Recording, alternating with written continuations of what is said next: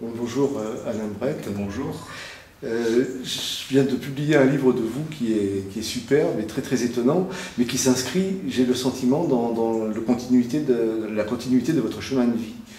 Est-ce que c'est une bonne perception ou est-ce que c'est une idée que je me suis faite en parcourant? Tout à fait, d'autant plus que ce genre d'expérience relatée dans l'ouvrage, j'en avais déjà fait deux précédemment. La première, je devais avoir 24 ans quand j'ai commencé à m'intéresser à tous ces domaines. Et la seconde est arrivée une dizaine d'années plus tard avec une guérison spontanée. Et puis les 15 premières années de ce que j'appelle ma vraie vie, quand je suis vraiment né à l'âge de 24 ans, à ma propre réalité, j'ai fait pendant une quinzaine d'années, pendant 15 ans, des rêves, mais systématiquement toutes les nuits, je rêvais que je volais. Alors pas dans les magasins, hein, je volais dans les airs. Et les premiers temps, je ne comprenais pas trop ce qui se passait parce que je n'étais pas encore au fait des synchronicités, de toutes ces choses-là. Mais j'ai pu, quand la deuxième phase de mes vols, la deuxième phase a commencé, j'ai pu commencer à comprendre ce qui était en train de se passer. Donc la première phase correspondait à mon éveil dans ce domaine. Donc je découvrais des choses, je me suis lancé à fond perdu dans les enseignements ésotériques que l'on pouvait trouver plus facilement à l'époque qu'aujourd'hui. Et ma première phase de vol, j'étais toutes les nuits, ça a duré comme ça une bonne année. J'étais sur une plage infinie et il y avait des milliers de personnes sur cette plage. Et il n'y avait que la plage, le sable, l'eau au loin et des milliers de personnes. Et moi, je volais à peu près je décollais, je volais à peu près à 2,50 m, 2,80 m, je n'arrivais pas à aller plus haut. Et toute la nuit, pendant toutes les phases de vol, et ça durait comme ça des mois et des mois, tous les gens qui étaient sur les plages sautaient pour me ramener en me disant c'est pas normal de voler, quand on est un humain, on vole pas, on marche. Et moi, je leur disais mais laissez-moi tranquille, je veux voler, voler c'est naturel pour un être humain. Et donc ça correspondait à ma phase de préparatoire, où je découvrais toutes ces choses-là. Et puis quand j'ai commencé à m'individualiser, un jour, comme ça a changé. Il n'y avait plus de plage, il n'y avait plus ces milliers de personnes. J'étais seul dans des villes, alors j'étais seul dans les rues, il n'y avait personne, il n'y avait pas de voiture, mais je voyais bien qu'il y avait des personnes dans les appartements appartements étaient éclairés. Et je volais dans la ville, mais je ne pouvais pas dépasser les immeubles de 6 étages. C'était un peu frustrant, mais c'était comme ça. Donc si je voulais passer de l'autre côté, il fallait que je contourne les immeubles.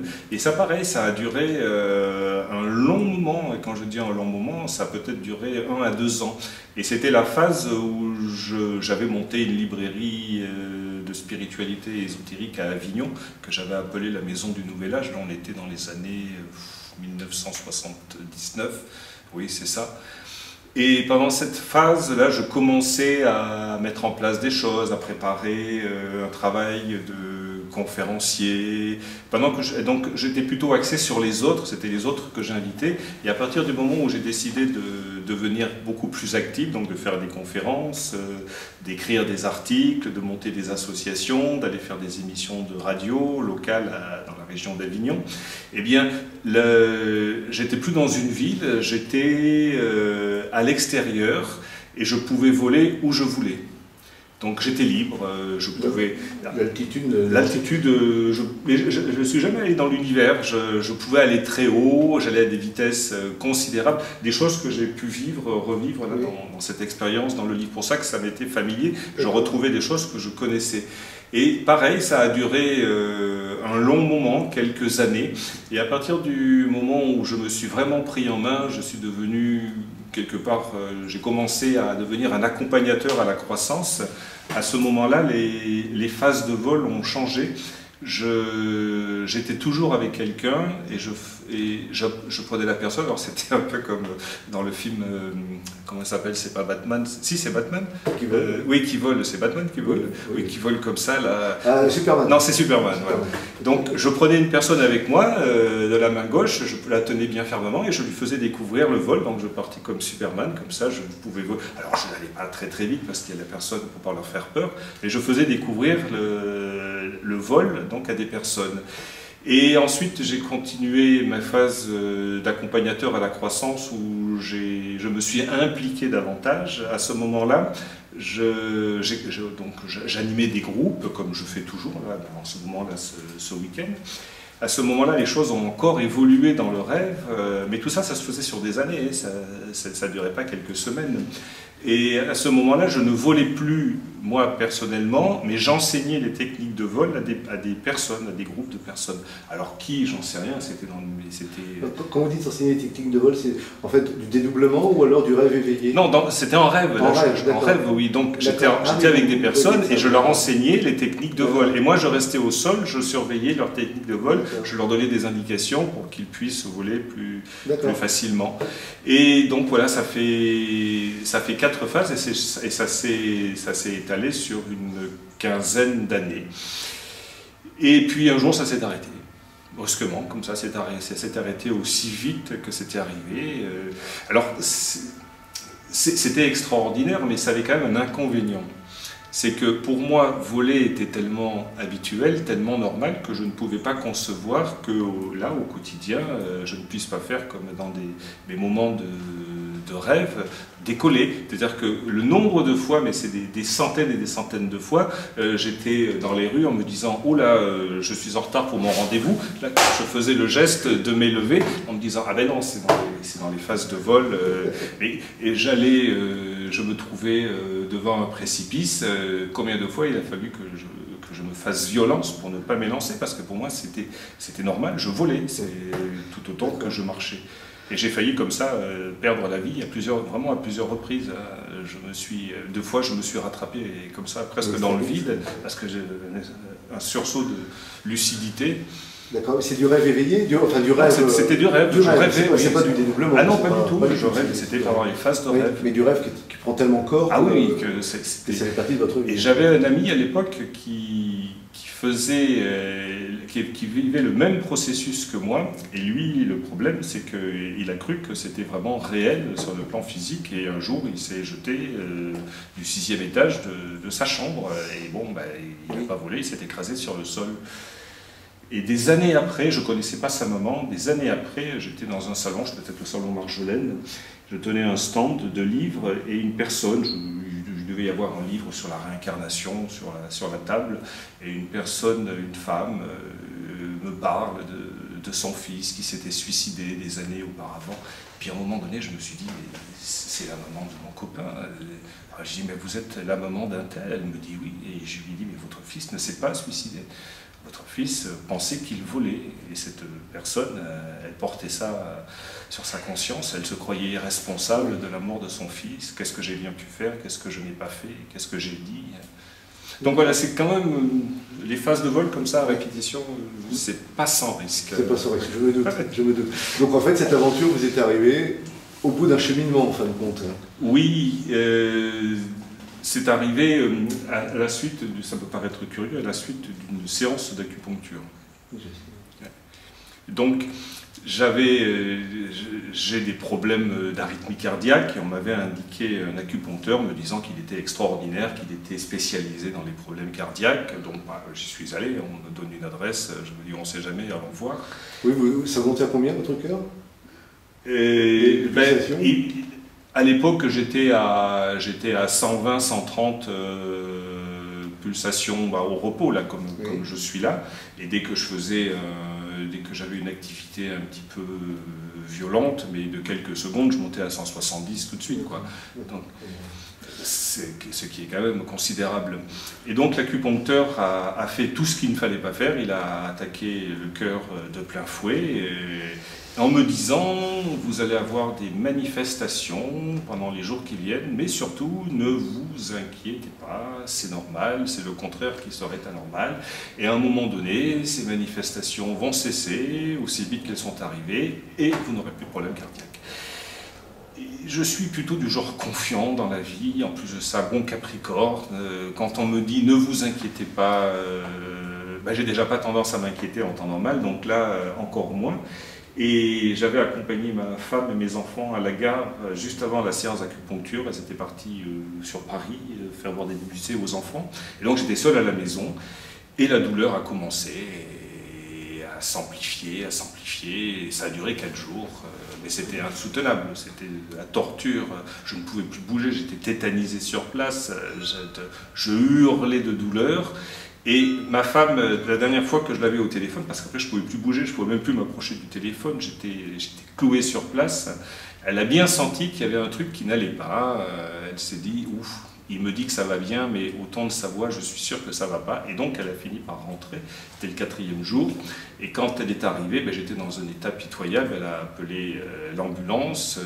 Et là, dans l'ambulance, je suis tombé dans le coma. Et un coma profond qui a duré 3 jours.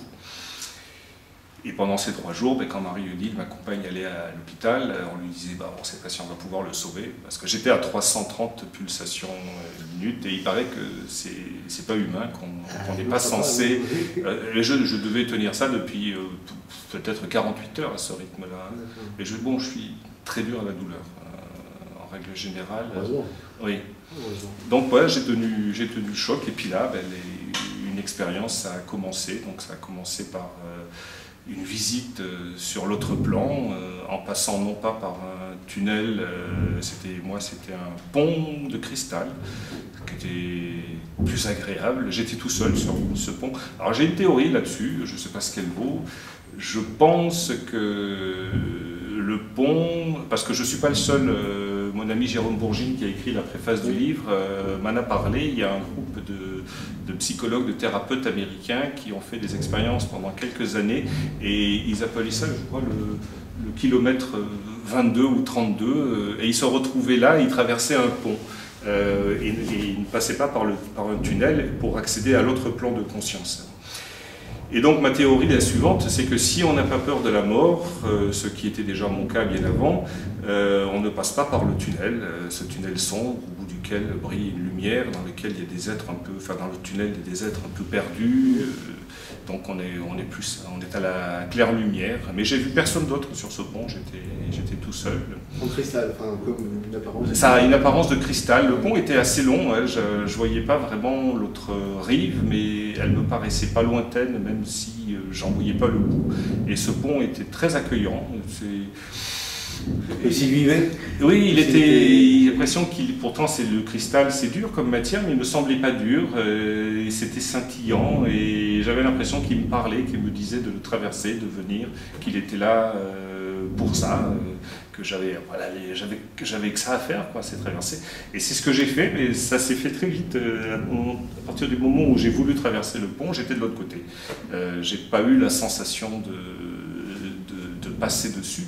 Et ce qui est curieux, c'est que quand je suis revenu dans le voyage inverse, j'ai pas eu la sensation du pont. Ça s'est fait très vite. J'ai pas repris. En tout cas, je n'ai pas le souvenir d'avoir repris le même chemin. Par où je suis passé, je n'en sais rien, parce que les choses se sont déroulées comme dans un film. Ce film qui s'appelle, avec Jodie Foster, le film Contact, où elle est dans un trou de verre. Donc j'ai eu cette impression, sauf qu'au lieu d'aller de l'avant comme elle dans le film, j'allais en arrière et puis à un moment donné vers le bas. Mais c'était très plaisant comme sensation.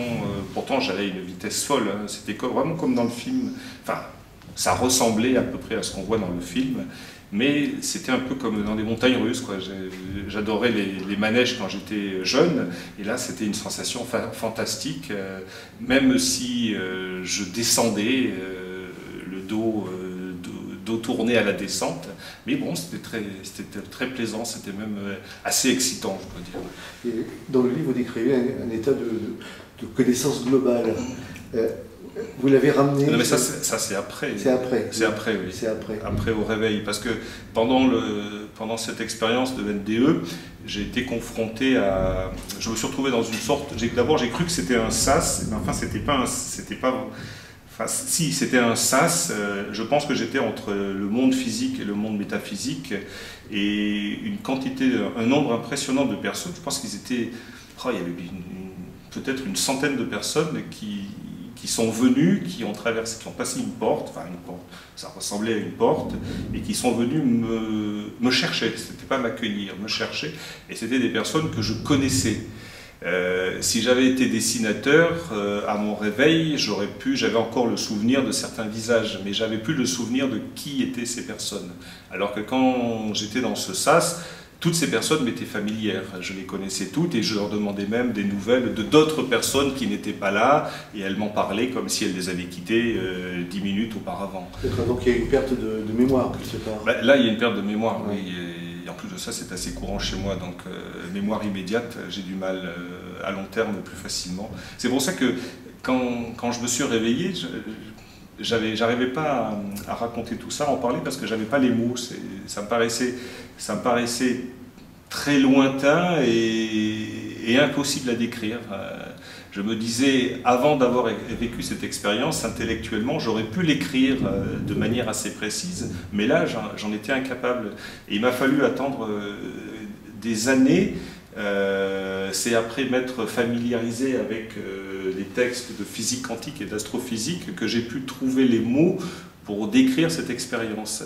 J'ai pas utilisé des mots de physique quantique, j'ai utilisé mes mots, mais c'est la lecture de ces ouvrages qui m'a permis de trouver le moyen de le faire, alors que pendant 9 ans, je ne parvenais pas. À chaque fois que je voulais décrire ce processus, je ne savais pas comment le faire. Je me disais, les mots n'existent pas pour décrire ces réalités-là. Alors que vous le faites très bien dans le livre. Oui, ben je dis c'est la physique quantique qui m'a permis de le faire. Sans ça, je crois que j'aurais pas pu y parvenir, je n'aurais même pas eu l'idée de le faire. Vous arrivez à expliquer de manière très sobre et très simple des choses qui sont très complexes. Enfin, ça m'a pris du temps d'écriture. Je me doute. Ça coulait pas de source. Je me doute, mais quand on lit, ça coule de source. Oui. C'est la marque d'un gros travail derrière. Parce qu'il a fallu que je me remette symboliquement dans ces états-là pour essayer de les revivre. Parce qu'il y a plein d'expériences que j'ai vécues, mais dont je ne me souvenais plus vraiment. J'ai décrit que les plus, enfin pas les plus marquantes, si peut-être les plus marquantes. En tout cas, il y en avait 4-5 que j'avais vraiment gardées présentes à l'esprit, alors que les autres, j'ai fait beaucoup de rencontres, mais je ne pourrais plus dire avec qui, de quelle manière, où, est-ce que c'était sur Terre, est-ce que c'était ailleurs, je ne sais plus. Dire que 9 ans, ça compte quand même. Ça compte, bien sûr, bien sûr. Ce qui m'a le plus dérangé, c'est que j'ai vécu ça pendant 1 mois et demi, enfin un peu plus même, et je me disais pendant le processus, bon, ça fait longtemps, ça fait du temps, ça va rester, quoi. Je vais vivre avec ça maintenant, c'est en moi, et puis non, ça a fini par... Au bout d'1 mois et demi, j'ai commencé à sentir les choses m'échapper petit à petit. Oui, vous écrivez que de temps en temps vous les sentez qu'ils sont à côté de vous. Oui, j'ai pu me reconnecter avec... Il faut dire que j'étais encore dans un état de fatigue extrême, j'étais pas très opératif, donc je passais beaucoup de temps à écouter de la musique, à regarder des films chez moi, et j'ai pu reconnecter ça à quelques moments en écoutant des disques, en regardant des films, dans certaines scènes, mais ça durait une demi-heure, 1 heure, et ça repartait tout aussi vite. D'accord. Et je vous parlais tout à l'heure de cette connaissance globale, cette compréhension universelle que vous aviez. Vous la conservez encore quelque part en vous? Ah oui, complètement. Mais déjà, je l'avais déjà en moi. Je veux dire que j'ai pas découvert grand-chose dans ces moments-là. J'ai simplement vécu des choses auxquelles j'aspirais de vivre depuis bien longtemps. Mais j'ai rien découvert, ça m'était presque familier. Alors pourquoi? Est-ce que des expériences de vie antérieures, peut-être, des expériences dans le sommeil dont je n'ai pas le souvenir, peut-être, mais en tout cas j'étais chez moi, j'étais autant chez moi là-bas que je le suis là, tout m'était familier.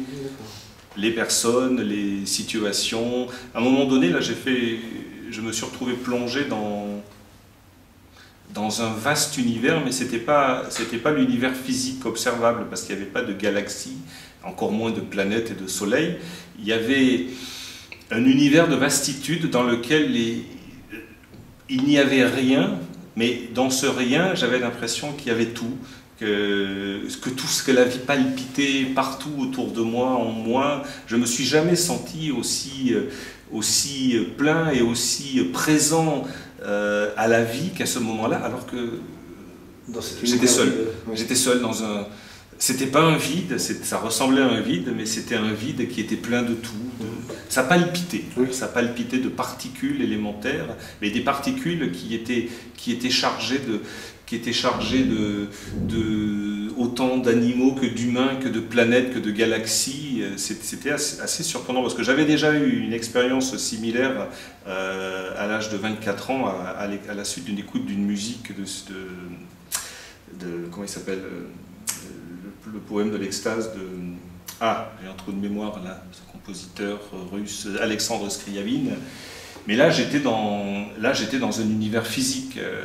Il y avait des galaxies tout autour de moi. C'était quelque chose qui était assez familier dès qu'on ouvre un ouvrage d'astrophysique ou qu'on va sur Internet. Bon, il n'y avait pas Internet à l'époque, mais il y avait des ouvrages d'astrophysique. Donc là, j'étais dans un univers, un milieu, enfin familier, oui, enfin qui m'était connu, en tout cas visuellement. Alors que là, pendant cette expérience, je pense que j'étais dans l'univers métaphysique. Ce que j'appelle l'univers métaphysique, c'est ce qu'en physique quantique, on appelle les multivers. C'est-à-dire qu'il y a des théories maintenant en disant qu'il n'y a pas que l'univers, il y a peut-être des millions d'univers qui sont issus les uns des autres, ou qui sont indépendants les uns des autres, ou qui sont connectés les uns des autres. Il y a donc plusieurs théories là-dessus.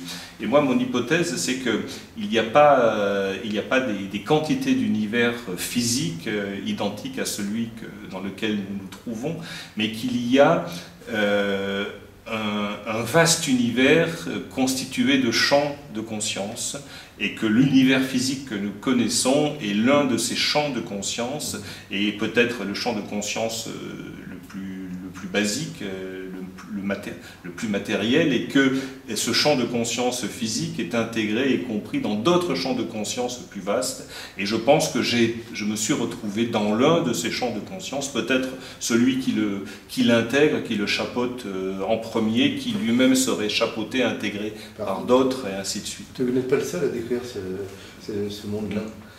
Je ne sais pas, parce que j'ai pas lu beaucoup d'ouvrages, j'ai lu très peu d'ouvrages d'expérience de ce type. J'en ai un qui date de 1924 et qui décrit tout à fait cet univers, cet univers vide mais étrange. Je pourrais vous envoyer. Ah ben oui, avec plaisir. Mais vide mais plein, tellement, vide mais plein, voilà, mais tellement plein de choses, mais dire quoi, de quoi, j'en sais pas. Je ne sais même pas si, en revenant de cette expérience-là, à l'instant même, j'aurais pu le décrire. Mais ce qui était intéressant, c'est que quand je vivais ce genre d'expérience, j'étais complètement conscient. Là, je ne rêvais pas, je n'étais pas en méditation, j'étais affaibli, c'est vrai, mais je n'étais pas sous médicaments, j'avais pas de calmant, rien. J'étais simplement en phase de convalescence. Et il y avait comme ce qu'on appelle le don d'ubiquité, c'est-à-dire que j'étais pas en deux parties. C'est comme s'il y avait deux moi.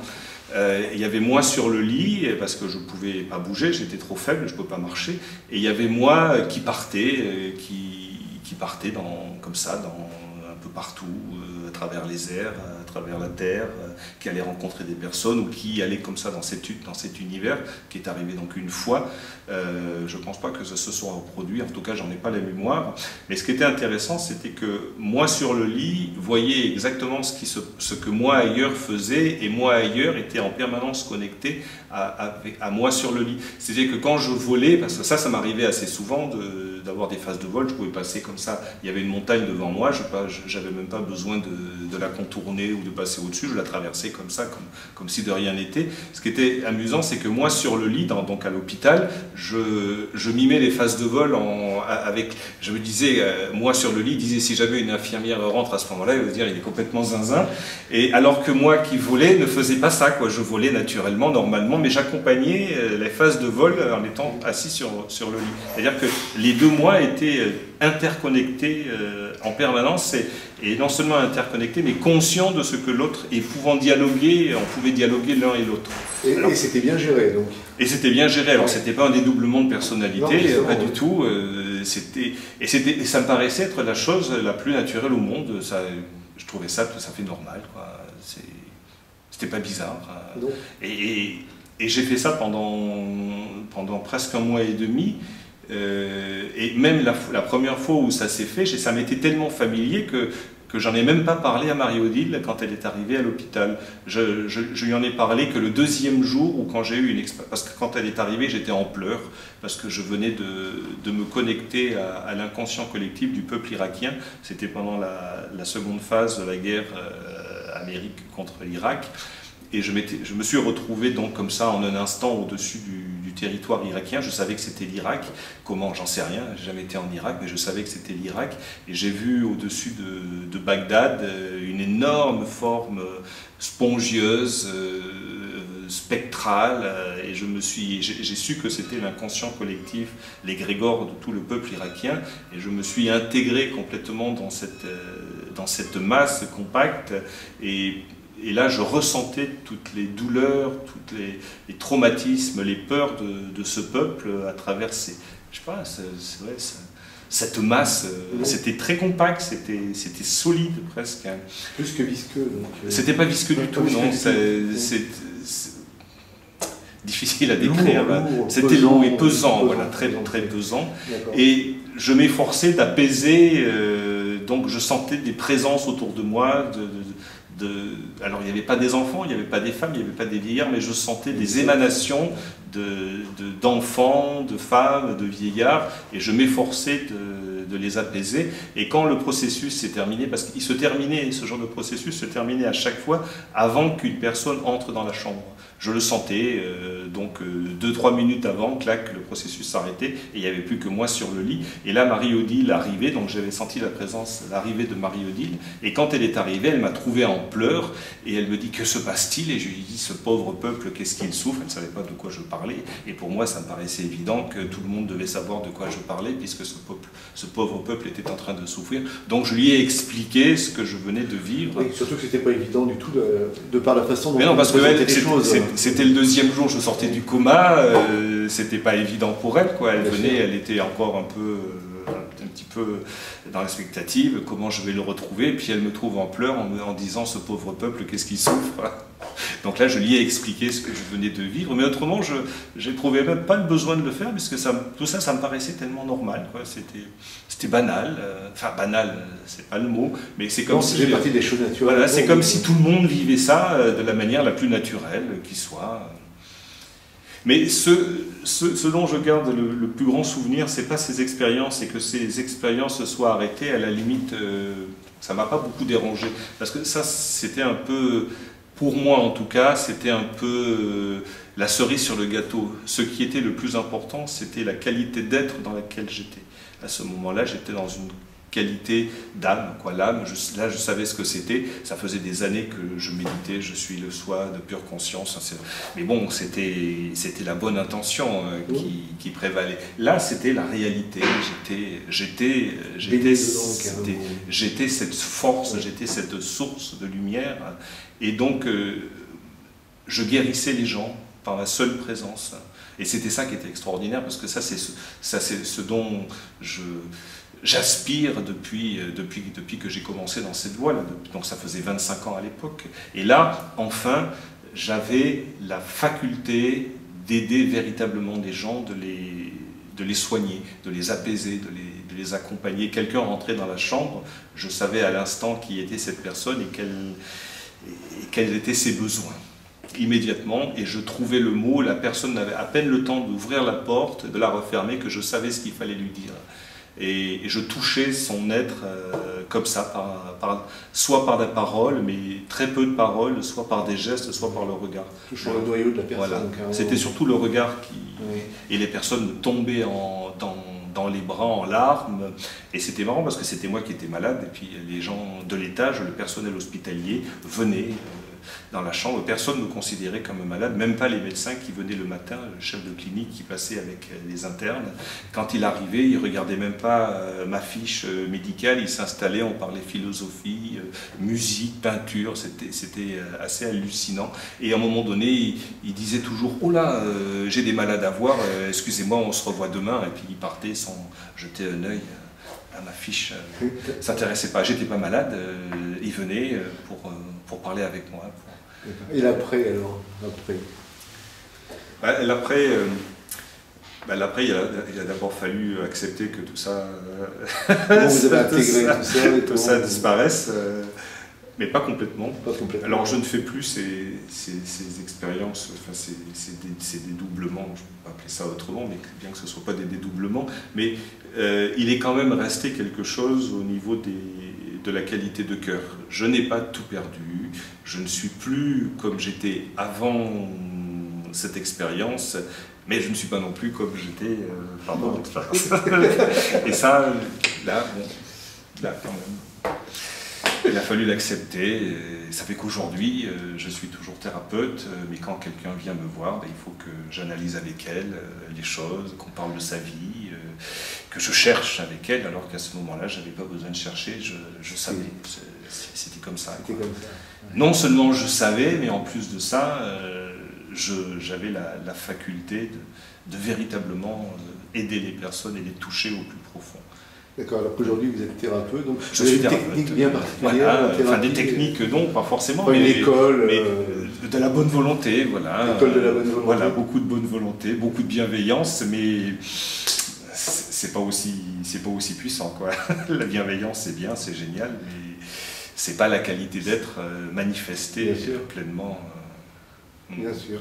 Et vous faites des séminaires aussi, oui. Puisqu'on est ici dans une salle où vous êtes avec c'est ma compagne qui a créé une méthode d'art-thérapie qu'elle a inventée suite à des difficultés avec des enfants que l'on avait, qui n'étaient pas faciles, des enfants hyperactifs. Et donc elle a mis d'abord une méthode pour se calmer elle-même, parce qu'elle se croyait quelqu'un de très patient. Elle s'est rendue compte qu'elle n'était pas si patiente que ça.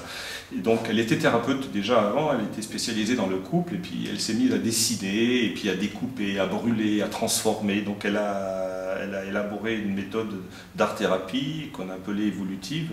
Et puis en 2007, un jour je lui ai dit que ce serait peut-être bien que cette école soit beaucoup plus structurée.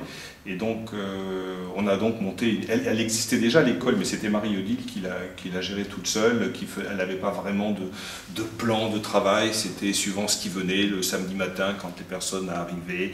Elle travaillait beaucoup à l'intuition, donc là on a quand même structuré, on a mis un plan de travail. Et puis des personnes qu'elle avait formées en art-thérapie des années auparavant se sont joints à nous, et donc on a créé un groupe, et nous sommes aujourd'hui 5 formateurs. Et nous formons un peu partout, dans 4 villes en France et en Suisse. D'accord. C'est ce que vous avez fait aujourd'hui. C'est ce que j'ai fait aujourd'hui. D'accord. Très bien.